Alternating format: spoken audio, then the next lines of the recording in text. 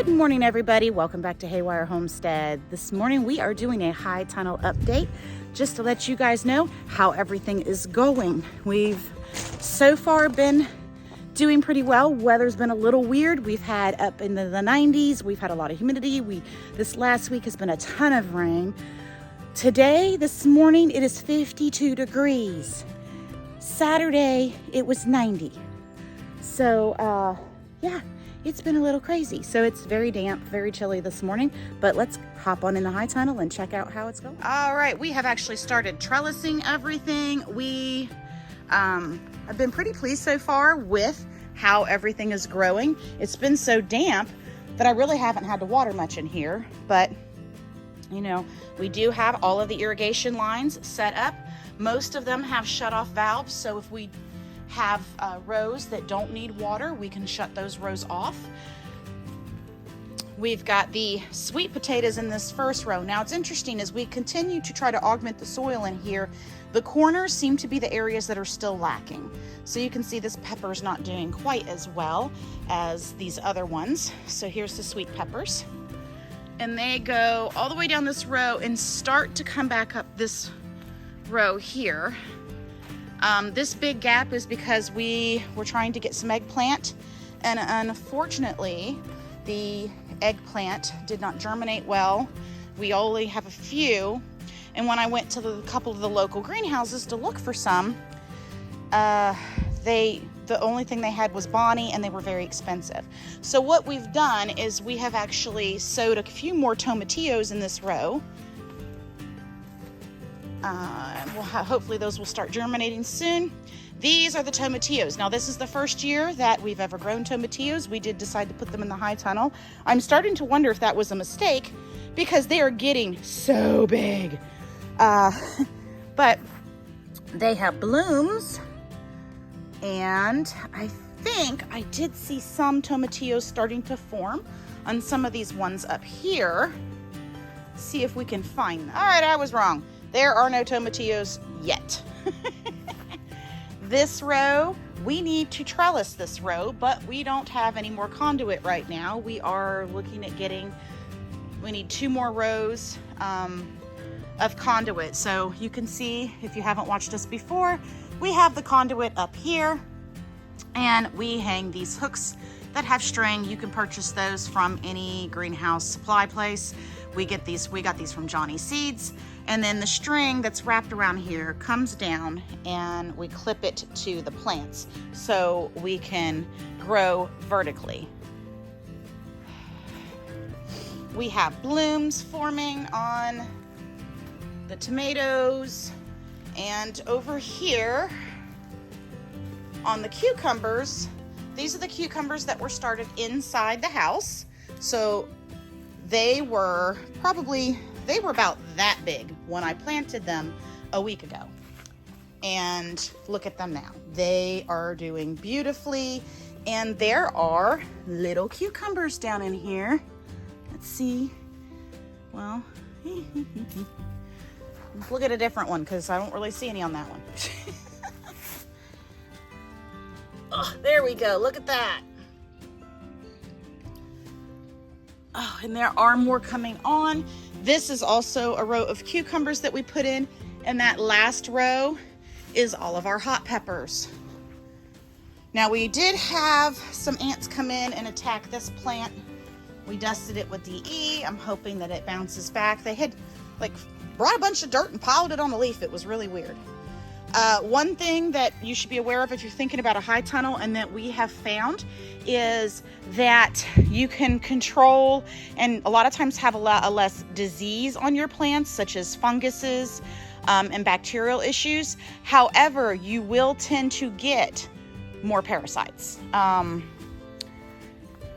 really sure of the exact reason of that, but you will. Last year we had armyworms, tomato worms, aphids, and cucumber beetles. Naturally, we don't use any chemicals, so you can see all the little bowls. We fill these, which they need filled again, with water with a drop of dish soap. I think I've done a video on this already. And basically because they're yellow, they mimic the color and they attract the bugs because there's the same color as the blossoms. Then they fall down in the water and they die. So that helps us to trap some. We will put some sticky traps up. We do use a little bit of DE. That has worked really well with the flea beetles on the tomatillos and the eggplant. And then with hornworms, we just pick them off and remove them. We had to do the same thing with the army worms last year, and which the chickens enjoyed all of those, so they had some extra protein. So this is the high tunnel, guys. Today, since it is a bit chilly right now, I'm not opening the sides. I did open the ends just to allow some airflow because it's so damp, so I want to keep air circulating well in here. I'm going to show you guys the outside garden.